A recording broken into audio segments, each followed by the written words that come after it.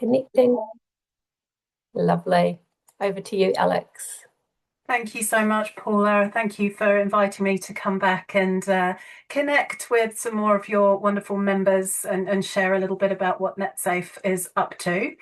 As Paula mentioned, we are in the throes of Net Safety Week, and you may well already know that it's Net Safety Week if you've got any activities going on in your library. It's been a great week so far, but we've got a very busy webinar program that's being very well attended. I can share some more details on that later on with you if anyone's interested in joining some of those. I guess a quick introduction. We're a pretty small team at Netsafe, and you may know of us more for the helpline side of our organisation. So we do provide that helpline service to anyone in New Zealand who needs advice or guidance about life online or who is experiencing any kind of online harm. And my role sits on the other half of the org, which is our public education and harm prevention work that we do. So we run a service for schools that's funded by the Ministry of Education, and we also develop publicly available resources to help raise awareness and knowledge about how to stay safe online. So I'm here today to share a little bit more about some of the work that we've done in that space. And we are quite a small team. There's myself and two others working in this education and product team. So we do get very hands-on and roll our sleeves up. And I'm excited to share some of the new resources that we've got that might be of use for you and your clients and community in the work that you do.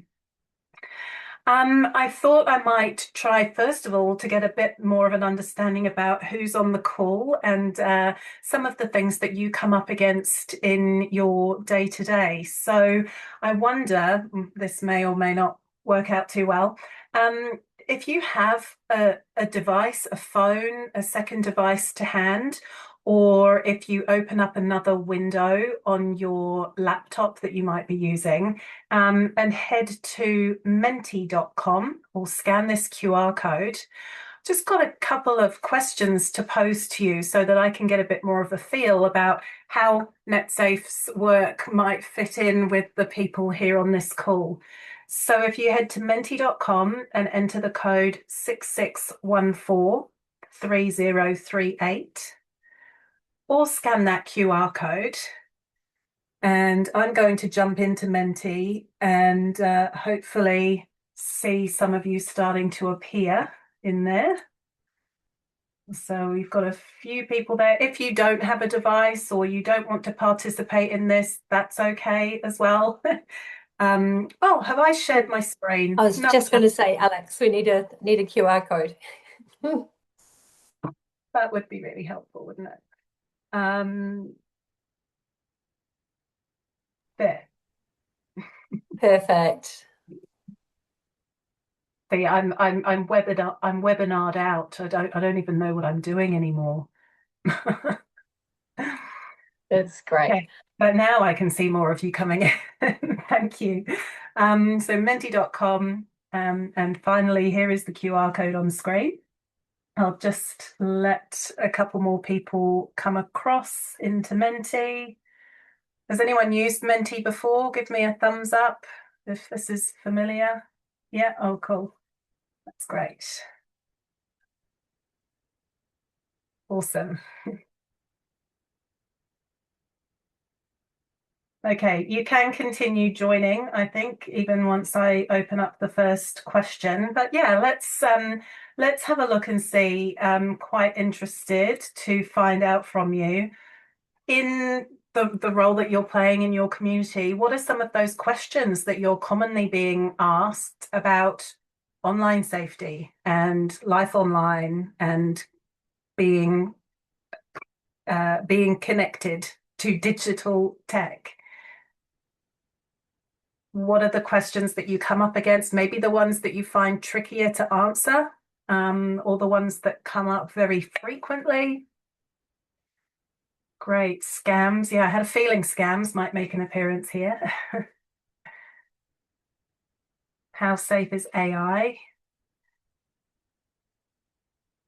Yeah, and our older members of the community and this yeah, uncertainty, what's safe, what's not, what's real, what's not, scams, lots of scam comments here.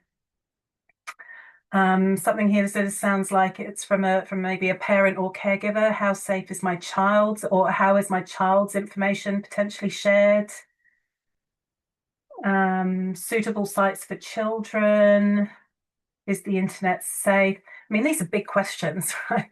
Um, yeah, so the privacy, security, trust, and safety.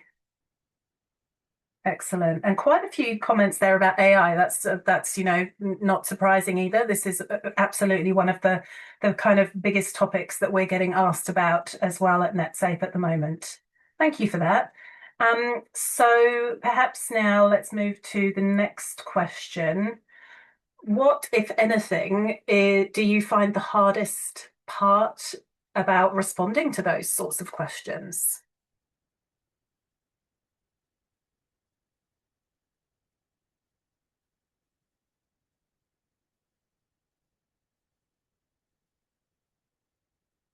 Yeah. Finding ways to explain things in a way that really gets through to the needs of the people asking the question. Yes, there's a lot to unpack. Absolutely. Not always knowing the answer. I would imagine, particularly if they're quite technical questions, like how do I specifically do X, Y, and Z on this device or on this platform? You know, you would be forgiven for not being the tech expert on absolutely everything.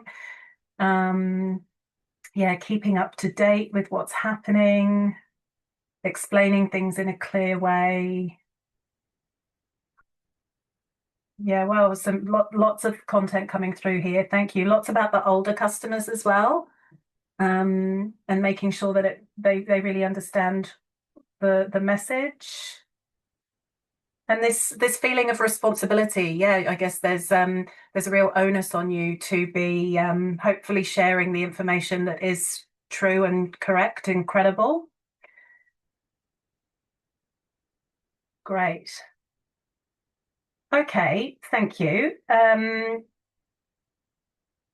Well, just to move on to the final question then, because I love finding out what what's going on in the real world. Um, is there anything that you kind of wish that you could just put your hands on in those moments? What do you wish, maybe something that doesn't exist already, or maybe it is something that you already use? What do you turn to? What do you use to support you with those questions, or what do you wish you had to support you? A translator.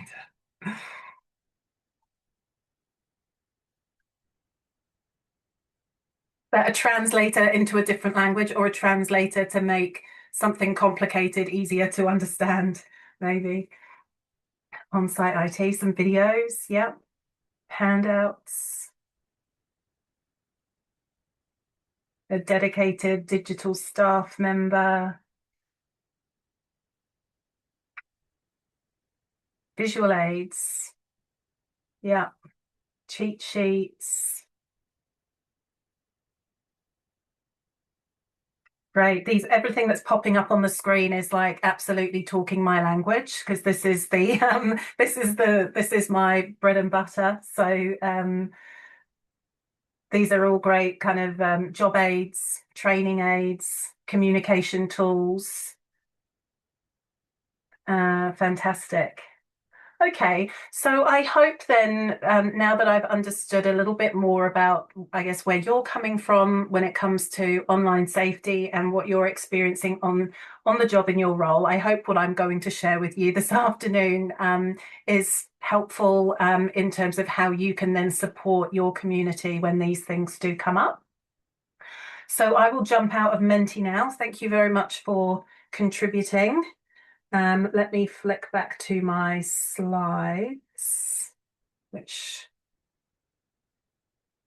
should bring us to here. Okay, so I thought maybe now I would do a bit of sharing and talk to you about a relatively new platform that we have developed that launched a couple of months ago. And I guess I'll go back to the beginning in terms of when we first started that journey of creating that platform. So it's a platform that was originally conceived specifically for parents and caregivers, but over time as we built it, it's really evolved into a platform that is for anybody who has a role to play in supporting a child or young person or whānau online. So it's very much a tool for educators, for community, for extended whānau. Um, and I'll share a bit more about what that platform is. But when we first started to kind of conceive what this would look like, we started from one kind of simple question, which was, are we as adults actually working from an accurate perspective or an accurate understanding of the digital lives of young people? Because if this platform and these resources are all about supporting the young people who are growing up in this digital world, we wanted to make sure that we were understanding that youth perspective just as much as we are trying to understand what those trusted and safe adults around the young people need. And so in 2025, last year, we conducted a bit of a national roadshow in partnership with Tiara Tirama, and we interviewed 176 young people from 19 different schools, from the top of the North Island all the way down to Southland. And it was really with the purpose of trying to build this accurate and clear understanding of young people and their online lives by hearing directly from them about what they do, what they experience, and what matters to them. And, this felt really important because there is often an assumption by many adults that all teens and rangatahi are using the same platforms in the same ways, and that their experiences are therefore somehow predictable. And so this roadshow was really trying to challenge those assumptions, and try and get a more accurate picture of online life for young people. And so there were a few things that we really clarified through that roadshow. First of all, was that there is no such thing as this kind of typical young person online. It was one of the strongest findings was that there is just so much diversity in terms of young people and their digital lives. And even platforms that you would imagine would be mentioned very commonly, they were maybe, your typical like your Snap and TikTok and Insta. They were really only mentioned by about 40% of the participants. And there was not one single platform or app that really defined all young people. And so this, I feel, is interesting because a lot of the parents and caregivers that we speak to come to us with questions such as, is TikTok safe? Is Snapchat safe? Is this platform safe? Is that app safe? And so those questions are kind of assuming that the technology is really the most important thing. But actually what we were hearing is different, and the technology matters, but understanding the individual that's using the technology kind of matters more. So the second thing, kind of following on from that is how many adults can assume that our young people are spending their time just scrolling, aimlessly, wasting hours, just consuming without any real purpose. And this perception that maybe nothing good comes from this time that's being spent online is quite a common theme that comes up in conversations with parents and caregivers, and even in the media debates, and the national conversation. And so we kind of tested that assumption, and we asked the young people, what is it that you get from being online? And what they described was very clear and very powerful. And the number one theme that came through was it was about connection and communication. Being online and these apps and platforms are their means of being connected with their peer groups, with their friends. They are ways of discovering and learning, of being entertained, of finding just some kind of relaxation and escapism, and also of finding a way to kind of express themselves and find that sense of belonging in communities where they can find people that might look like them or be like them or be interested in the things that they are that they might not necessarily find IRL in their local community in person. And so connection was really the single largest theme that came out. Nearly two-thirds of the students named that in some form. And that came up in references to sort of family, friendships, belonging, even just kind of keeping life organized, like in terms of a social life. And so what we can take from this is that digital spaces bring a lot of meaning, they bridge distance, and they can sustain relationships and open communities that might otherwise be out of reach for young people. Then we found comments around gaming. And again, there can be a lot of assumptions from adults about gaming and how it might just simply be a form of entertainment, which it absolutely can be. But young people also talked about these gaming spaces as being where friendships are found and maintained, and where conversations happen, where their social life can unfold, also where they can problem solve and create and feel challenged, and they can learn. So there's a lot that can go on inside a gaming platform that we may not otherwise appreciate or understand. And some young people didn't kind of mention specific games, but they just talked, they simply wrote gaming. Like it isn't a special activity as such, but it's just a routine part of being online. It's kind of normalizing that in the same way that people just say social media, in terms of the time that they're spending online. So I think that's interesting because a lot of the attention and focus does get put on social media.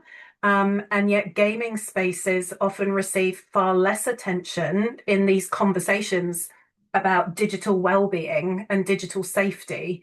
And I think that's worth kind of reflecting on because those gaming spaces can enable chat, voice chat, text chat, connection with strangers. They offer all the same sort of function and features as social media platforms, and yet often don't quite get the same attention.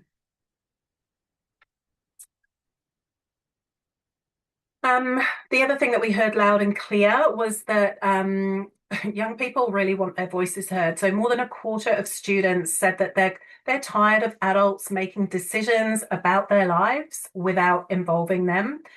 And to them, the consequences of that is that they feel, excluded in the rules that are being made, and then therefore those rules don't necessarily fit and don't necessarily resonate or work.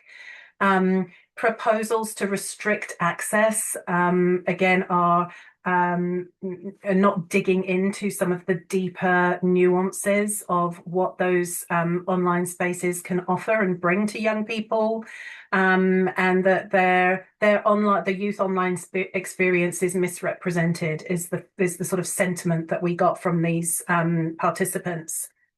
So young people were really asking for adults to understand their experience before judging them, and to try and recognize this world that they're living in, which I think for us, from a different generation, it's still tricky sometimes to kind of not separate online and offline life. We have this distinction between the two, but for young people today, there is no distinction. The online and offline, online life is life. It's all blended. It is all part of the same experience. And I think that's quite an important perspective for us to also understand, particularly as we were then going in to build resources and materials to support parents and whānau and young people. So that was a piece of work that we did to try and sort of understand the landscape, as well as talking to parents and lots of adjacent organisations who work with families and parents and young people. And so last year, when we started to create this new platform, and this was, by the way, this was replacing a PDF booklet that we used to have. We had like this 14-page booklet called the Online Safety Parent Toolkit or something like that, which, you know, served a purpose for a time, but it was definitely not addressing all the different needs and wants from all the different parents and whānau and communities around New Zealand. So we did manage to get some funding to do something a bit different. And when we reflected on everything, there were sort of three things then that we were considering as we designed this platform. And the first one was, how are we going to kind of align and bring together all of these different views of digital life? Because we know, and you may hear in your roles, that parents tend to still focus their concerns heavily on things like stranger danger, exposure to inappropriate content, you know, grooming, exposure to pornography, these kind of big and fearful risks of harm. And therefore, you know, an emphasis can be placed on things like parental controls and platform restrictions, which are important, but maybe they can be overplayed as being a silver bullet for removing all that kind of risk. But in fact, young people weren't talking about those things so much. When you ask a young person what their sense of online harm is, they're much more likely to talk about exclusion in a group chat, or feeling a kind of inability to put the device down and to stop scrolling. So more from a kind of well-being and screen time perspective. They might talk about, you know, the friendships and the way that they work online. So it was just a real important recognition that the risks of harm and the definition of harm is quite different between a young person and a parent. And what is going to bring people to this kind of a platform, people could be coming from lots of different angles. So those challenges were something that we really wanted to build in by design into how this platform was going to work. The second consideration was really about how are we going to recognize different context, because every family is different. Of course they are, and what digital parenting looks like in one home is going to work very differently to what happens in the next. So for us, it's not about providing like one answer and one proposed way of approaching this. It was really around how can we create something that is going to have something that resonates with the widest range of whānau, that can meet them where they're at and why they're looking for something like this, and that will meet their needs at a specific point in time. So no, you know, no small feat. And the final thing that then we started to think about was thinking beyond individual parents and families, but what about the wider community? Because we know that online safety and keeping our kids safe online is a team sport. That, by the way, is the theme of Net Safety Week this week. Online safety is a team sport. And many traditional approaches assume that if we educate an individual, then we have solved the problem, and we've prevented harm. But actually, you know, we know that it takes a lot more than that. And young people rely on their peers, on other trusted adults around them in their community. It could be a sports coach, it could be, you know, the local pastor, could be other members of the community, teachers, educators, etc. And so then there was this question around how do we create something that can also be accessed and speak to all of those other people playing those roles, and that can continue to evolve and grow across a community. And so our solution was to not just create another booklet, not to just create another kind of static resource, but to build a platform where parents and grandparents and caregivers and aunts and uncles and community leaders and educators could all come to find content that was credible, evidence informed, trustworthy, and practical and relevant to what they were experiencing.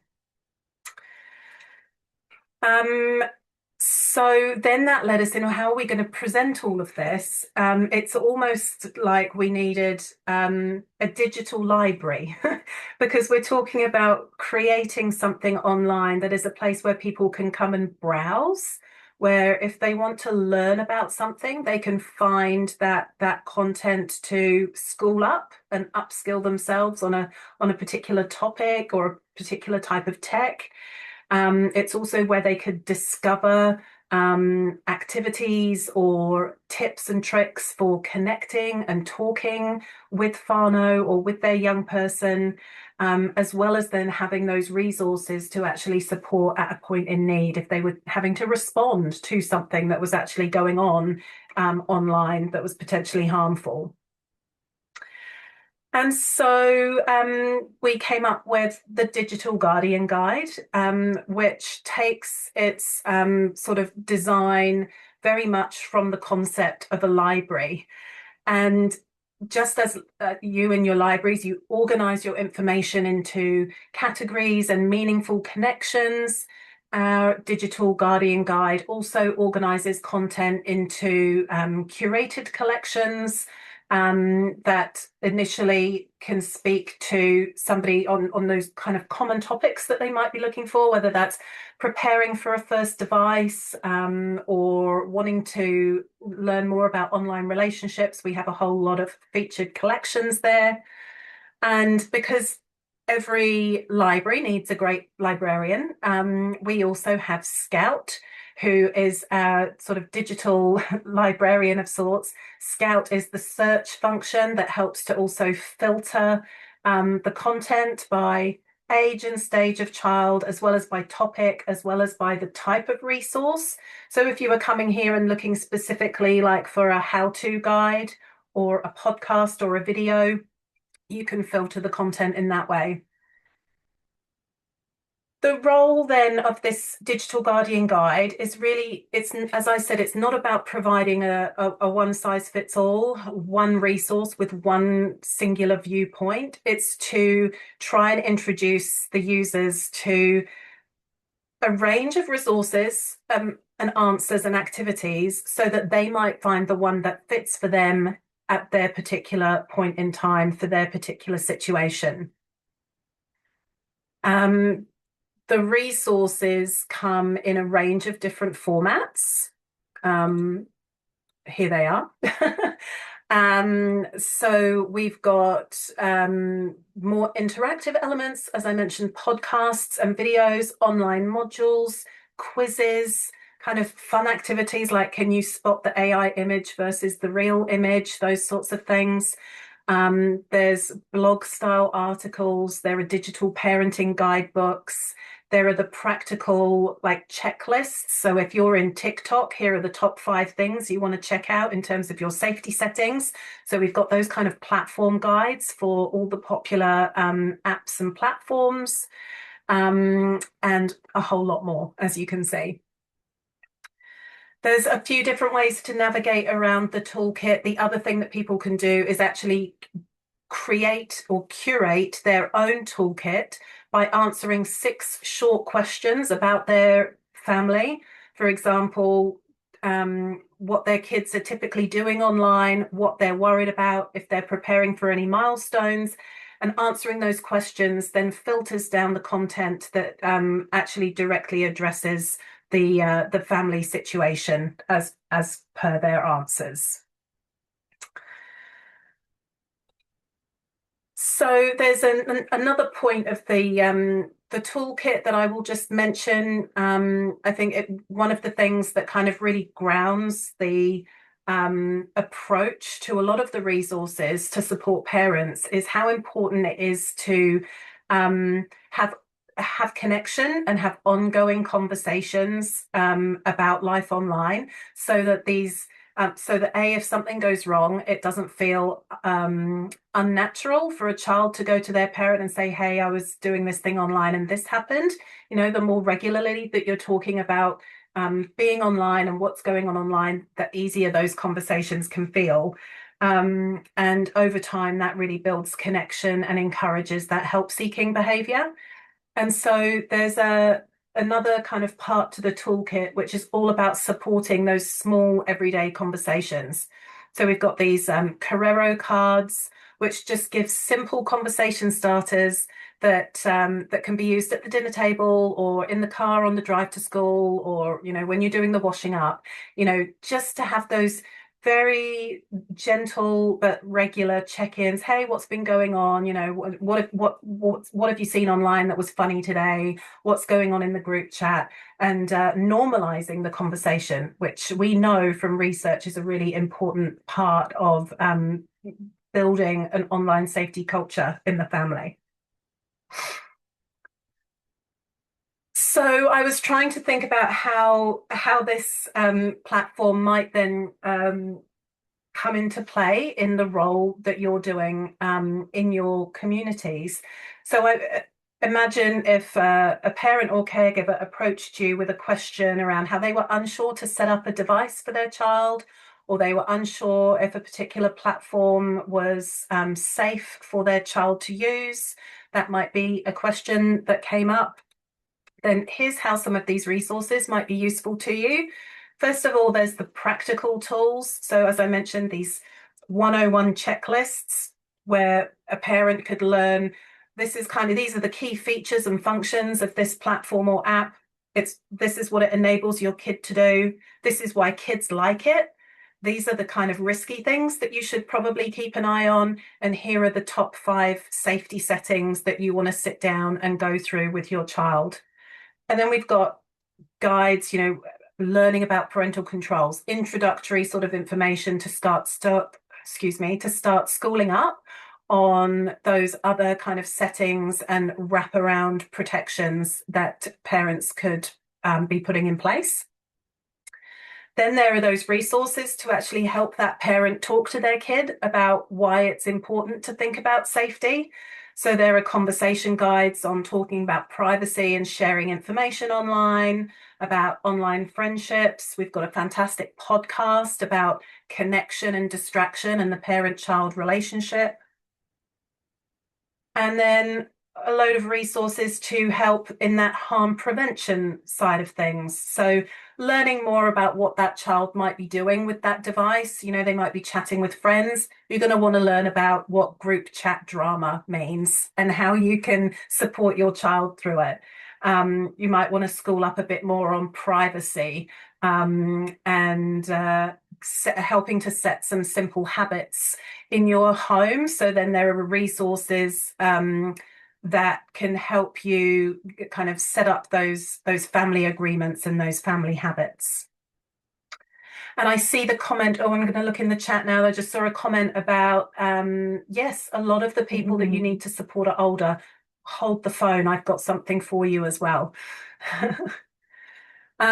So just to wrap up the Digital Guardian Guide, and I would also say that there are some resources inside the Digital Guardian Guide that would also be helpful for older adults in terms of like that kind of base learning. What is AI? An older adult might want to know that.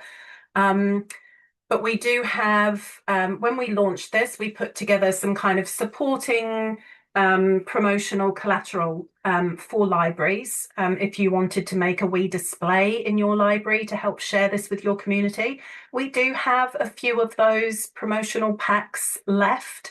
So that includes a poster and some bookmarks you can give away and the little wobblers for your computer screens. So if you're interested in having one of those packs sent to your library, please do contact us. That email is outreach@netsafe.org.nz.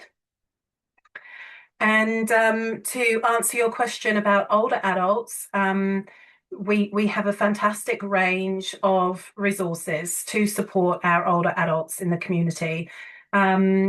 Has anyone heard of the Get Set Up for Safety resources? Show me a thumbs up on the screen if you have. So about 2.5 years ago, we started working with Chorus, and Chorus funded us to create this sort of pipeline of materials specifically for older adults. That's great. A couple of you have heard of it. And this is all, so we worked with Age Concern, we worked with a lot of sort of community organizations who work with older people, and we designed a whole range of pamphlets and booklets, fact sheets, there's videos around some of it specifically around scams and helping to explain scams to older people and tips to look out for and how they can spot a scam. And then we've also got resources around setting up things like two-factor authentication, securing their devices, and practicing safe online habits. So there is a whole range of things here. And we do have some printed materials you can request from us. Unfortunately, we can only print run this stuff when we get funding for the printing, but everything is also available for you to download and print locally. So if you head to this webpage, older people / facilitators guide to get set up for safety, you'll find all the links there and all the downloads. And there are even things like if you wanted to have an actual kind of online safety coffee morning, we've got quizzes that you can run. There's online safety bingo, which is awesome. We've had great feedback about that. And then there's a kind of facilitator's guide and some presentation tips. So yes, I hope we've got you covered as well when it comes to older adults. And that was a lot of talking. That was that was really what I had to share with you today. These are our, well, the Digital Guardian Guide was really our sort of big latest new suite of resources. So I do hope that it might come in handy for you to refer any parents or caregivers to in your community. Do check out Get Set Up for Safety as well for your older adults. And of course, you can always reach out to us at that outreach email if you ever are looking for anything more specific to support your community. We may well have it. It just might be that you can't find it on our website. So do keep in touch with us. We love working with the libraries. You're such a valuable kind of extension for us to help get these resources out into the community. And yeah, we just love the opportunity to collaborate and to hear back from you about what works and what might be needed in the future, because we love applying for funding to create more stuff. So we're always open to ideas. I think Thanks, Alex. Look, I'm just picking up on the couple of comments about resources and support for older people.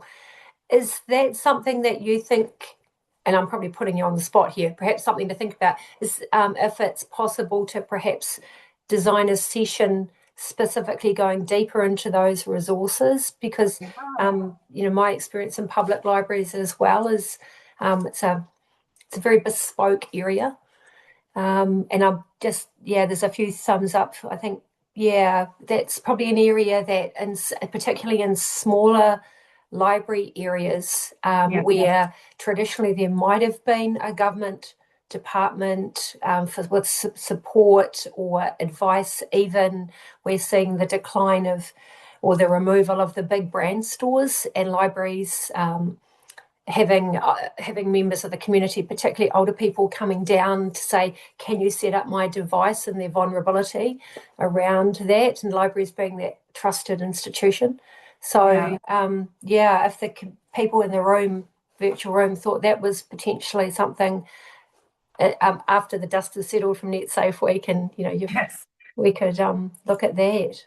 Yeah, absolutely. And we have got some of you may have connected with my colleague Jandy in the past. Jandy is our community engagement advisor, And I do think if I cast my mind back to when the Get Set Up for Safety resources first launched, which was 2 years ago now, we did do quite a lot with libraries, and I think we may well have run some online sessions. It's absolutely something that we could look at supporting in terms of running another kind of virtual session to dig into those resources in more detail and how you might use them with your communities. You let us know what you think would be useful, and we will work with you to try and provide that. Yeah, absolutely.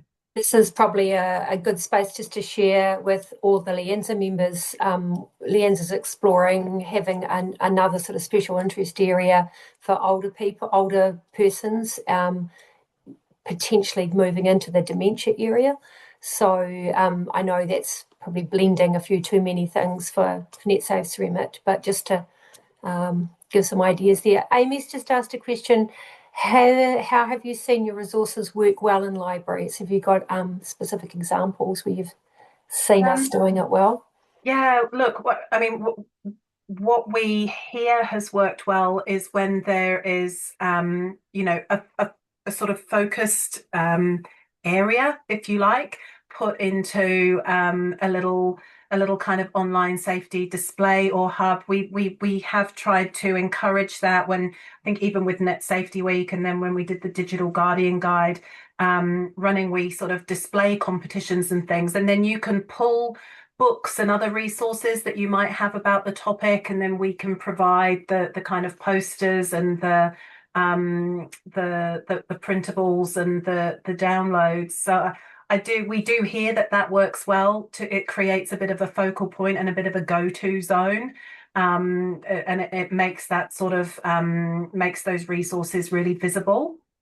Um, yeah, that would be off top of mind. That's the feedback we've had is when we're working together to kind of put a concerted, intentional focus, um, that tends to go well. Yeah, and I must suppose too, when working with rangatahi in particular, once there's that established trust and respect, the feeling of being respected, then these resources could probably be unpacked a little Mm, bit more. So libraries with the opportunities for perhaps book clubs or teenage craft groups or movie nights or that sort of thing, where you've got your community coming in regularly and getting to know beyond a face, a bit more yeah, detail.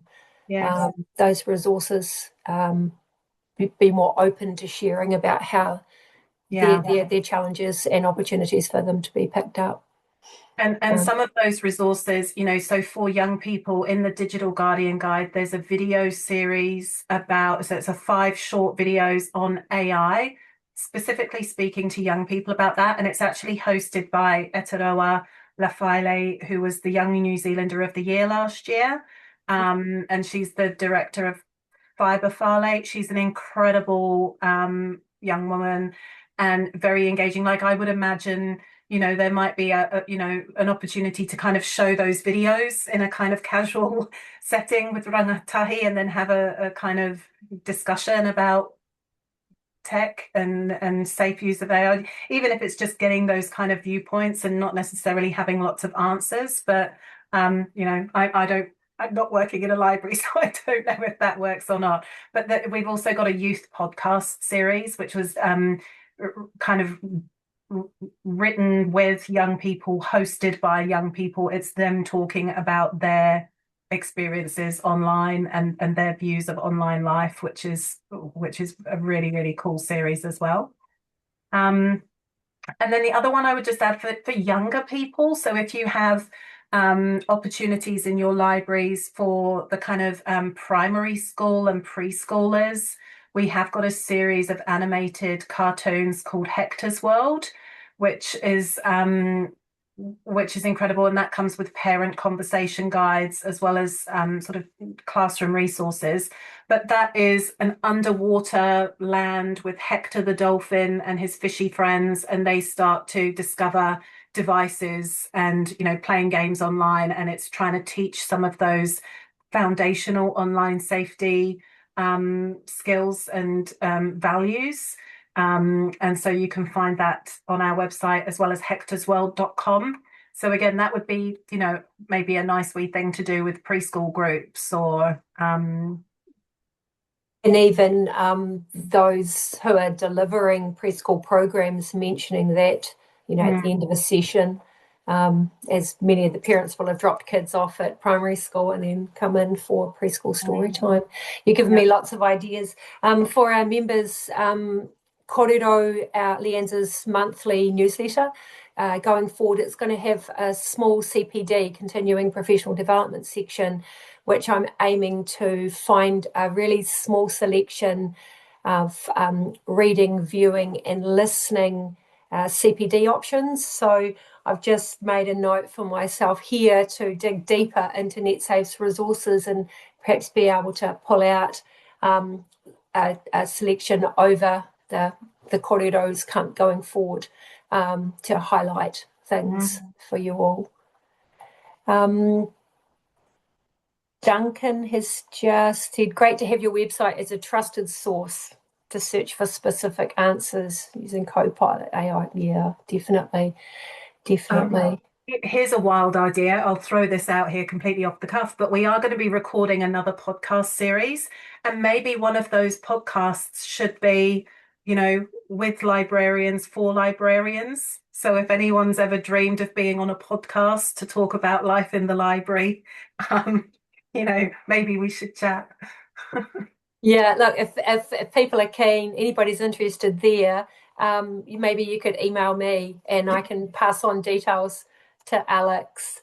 2 votes for that right here. Rightio, we've got Duncan's name.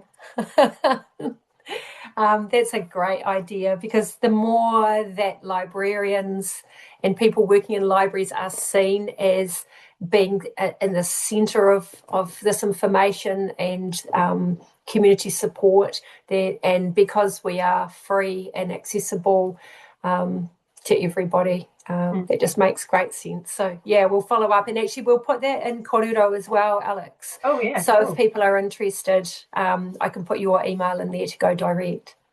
Yeah, wonderful. Amazing. Look at Oh, that. I We've love nearly done an hour. coming up with new ideas. Is there anything from anybody else who's in our meeting that they want to ask Alex?